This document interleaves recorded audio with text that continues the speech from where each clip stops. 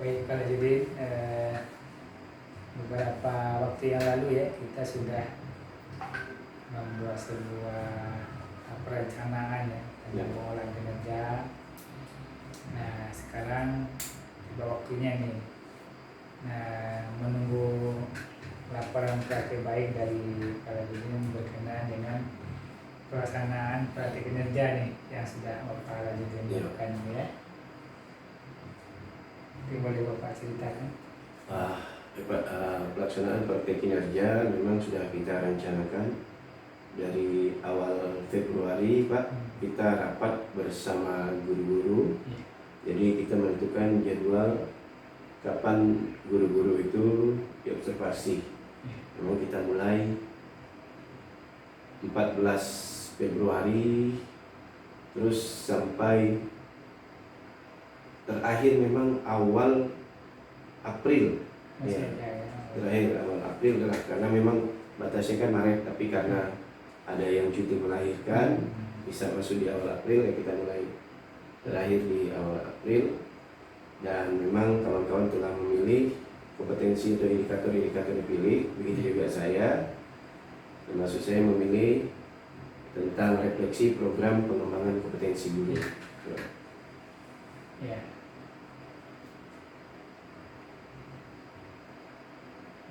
Terus bagaimana pelaksanaannya Pak?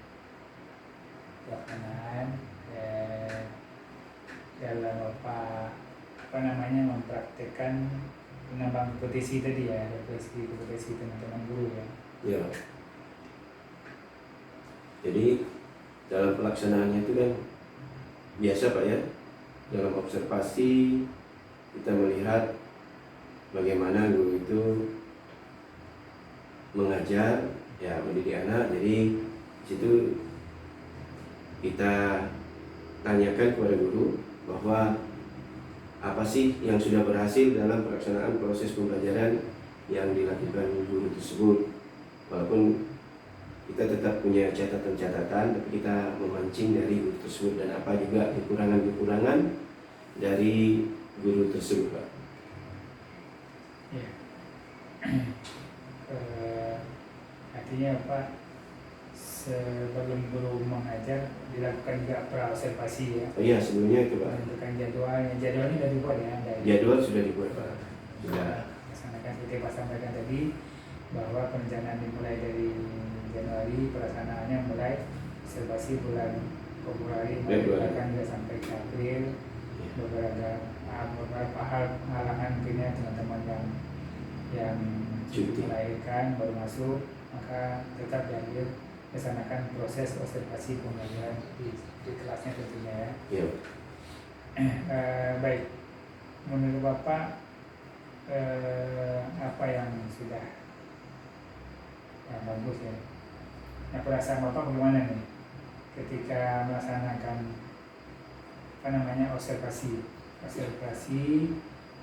praktek kinerja kepala sekolah yang berkenaan berhubungan dengan teman-teman guru? Apa yang menurut Bapak yang sudah bagus, apa yang mungkin yang kurang yang harus nanti menjadi bahan tindak lanjut? Ya, sebagian guru memang ada kelebihan dan kekurangannya masing-masing, Pak. Memang sebagian sudah melaksanakan indikator-indikator seperti disiplin positif, instruksi pembelajaran, ya baik itu komunikasi juga, ya metode. Itu topik-topik yang diangkat. Iya. Ya. Jadi sebagian sudah melaksanakan sesuai dengan yang kita harapkan atau efektif, dan sebagian juga sudah melaksanakan tapi belum begitu efektif, Pak. Ya itu, Pak. Topi-topi yang diambil guru itu atas kemauan dia sendiri atau diarahkan oleh kepala sekolah? Ya. Sesuai dengan kebutuhan dia. Jadi kan sebelum kita mengambil topik itu, kita sama-sama kumpul, kita melihat dari rapor pendidikan apa yang kurang, gitu, Pak. Memang kalau dilihat untuk memilih topik itu, kita lihat juga di rapor pendidikan kita dan disesuaikan dengan kekurangan. Memang tahun ini ya, memang kalau kemarin hampir sama sebenarnya, Pak. Tahun lalu 2024 rapor pendidikan kita itu kuning 3, literasi, numerasi, dan metode pembelajaran, kualitas pembelajaran. Nah, ternyata di tahun 2025 ini hasilnya bulan April kemarin keluar, yang kuning itu jadi merah, Pak. Jadi itulah yang menjadi prioritas. Memang sama prioritasnya ketiga itu juga. Jadi berdasarkan rapor pendidikan itulah perlu ditingkatkannya disiplin positif itu, Pak.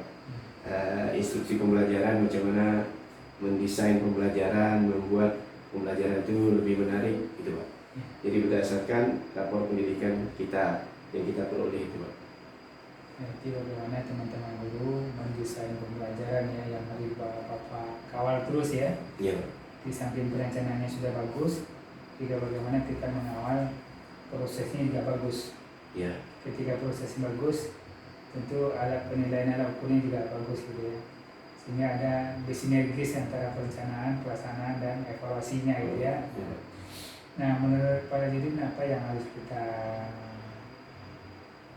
tingkatkan ini sebagai tindak lanjut Bapak nanti setelah Bapak melakukan observasi kinerja, apa yang masih lemah yang harus Bapak tingkatkan, dan bagaimana Bapak meningkatkan kompetisi tadi yang berkenaan dengan kepribadian tadi ya. Iya. Apanya yang masih lemah mungkin bisa Bapak. Sama, Pak. Tentu harus benar-benar merefleksi, masing-masing guru itu merefleksi kelemahannya ya, seperti ya proses pembelajaran itu dan penggunaan interaksinya, Pak, interaksi dengan murid ya itu masih kurang ya. Jadi memang selain merefleksi masih didominan oleh guru ya. Ya, masih dominan oleh guru. Jadi memang itulah perlu ditingkatkan lagi, Pak. Dan keterlibatan anak memang karena pemahaman literasinya kurang, jadi lebih banyak memang betul, Pak, guru lebih banyak menjelaskan daripada anak itu lebih aktif gitu, Pak. Memang sebagian sudah ada karena juga jumlah murid pengaruh juga gitu, Pak. Iya. Terus bagaimana Bapak mengatasi kendala seperti itu, teman-teman kita guru masih bersifat teacher center itu. Iya. Masih berpusat kepada guru, belum berpusat kepada murid. Nah, langkah-langkah apa nih yang akan mungkin Bapak lagi laksanakan ke depan sehingga targetnya Pak Lidin tadi menjadikan siswa sebagai pusat belajar atau student center bisa berjalan, akhirnya pembelajaran juga bermakna buat anak kita. Apa nih yang Pak Lidin benahi ke depan? Itulah tadi, Pak, sebagaimana praobservasi, guru itu kan mempunyai 4 kompetensi tadi, Pak. Memang dia harus betul-betul menguasai dan menerapkan keempat kompetensi guru tersebut, Pak. Apalagi baik kepribadian, profesional, sosial maupun pedagogik. Ya, kalau untuk meningkatkan kualitas tadi terutama ya pedagogiknya juga itu harus betul-betul diterapkan. Dan saya juga menyarankan kalau dapat menggunakan alat peraga ya, karena sebagian guru juga ada yang pakai alat peraga, ada yang banyak menjelaskan tanpa menggunakan alat peraga. Karena mungkin alasan mereka itu, Pak, kendala listrik di tempat kita. Sudah saya sarankan juga membuat alat peraga itu dari rumah, jadi tinggal praktek alat peraga itu sudah ada gitu, nggak perlu terganggu kepada listrik di sekolah. Nah, sehingga betul-betul jadi kalau ada peraga ataupun gambar lainnya, jadi bisa murid yang bercerita di kelompok dan terjadi komunikasi berbagai arah gitu, Pak. Itu, Pak. Nah, agar teman-teman guru bisa menyiapkan media, bisa memahami tentang beberapa metode pembelajaran. Nah, karena teman-teman guru kan masih minim berkenaan itu, apa ya faktor-faktor pendukung untuk bisa melibatkan guru, bisa menguasai metode pembelajaran, bisa menguasai metode pembelajaran, dan bisa pembelajaran bermakna buat anak.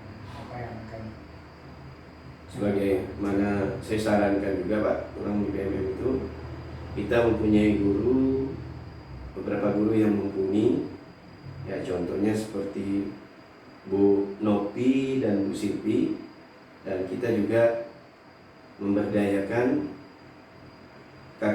bukan KKI ibarat KKG tapi kombel lah, kalau sekarang kan lebih utamakan kombel. Jadi di dalam kombel itulah nanti sama-sama kita berdiskusi memecahkan masalah pembelajaran yang setelah kita supervisi ataupun yang tidak supervisi pembelajaran sehari-hari, sehingga betul-betul hasil itu nampak pada peserta didik kita yang betul-betul mereka aktif. Dan selain itu juga saya sarankan kepada guru-guru untuk belajar di ruang GTK kalau dulu PMM itu Pak. Nah, jadi disitulah mereka saling bertukar pendapat, saling memberikan masukan satu sama lainnya Pak. Ya, ide yang bagus Pak, Bapak bisa memberdayakan kombel ya, berarti kombel sudah terbentuk ya. Alhamdulillah sudah Pak. Sudah, apakah kombel kita sudah punya program apa-apa yang mau dibahas ke depan, jadi matching dengan program yang dibuat oleh kepala sekolah dengan program kombel. Nah, kalau bisa nanti kita tunggu ya, refleksi tindak lanjut nanti Pak Lidi bagaimana memberdayakan kombel, bagaimana teman-teman juga mengasah kemampuannya. Agar nanti kemampuan yang membahas tentang berbagai macam metode pembelajaran dan media-media yang sesuai, sehingga betul-betul pembelajaran bermakna buat anak-anak kita ya, berdampak positif buat anak kita ya Pak. Iya Pak. Baik, kita tunggu nanti praktek baiknya seperti apa yang akan dilakukan Pak Lidi bersama teman-teman guru. Sehingga nanti kita dengar juga cerita baik dari teman-teman guru, sehingga juga muaranya kita juga melihat anak kita betul-betul nyaman dan aman belajar dengan teman-teman guru gitu ya. Nah, oke Pak Jidin, selamat kita melanjutkan tindak lanjut kita ya, apa program yang dibuat tadi, memberdayakan kombel sama mengaktifkan kembali kombel, sehingga nanti teman-teman semuanya tadinya segelintir orang, tapi bagaimana membangun ekosistem sehingga semuanya bisa diberdayakan, sehingga anak-anak kita mendapatkan pendidikan yang berkualitas oleh teman-teman kita. Iya Pak. Baik Pak Izin, terima kasih. Selamat saya menunggu cerita baik Pak. Amin. Ya. Iya Pak. Mudah-mudahan Pak. Terima kasih Pak. Ya. Sama-sama.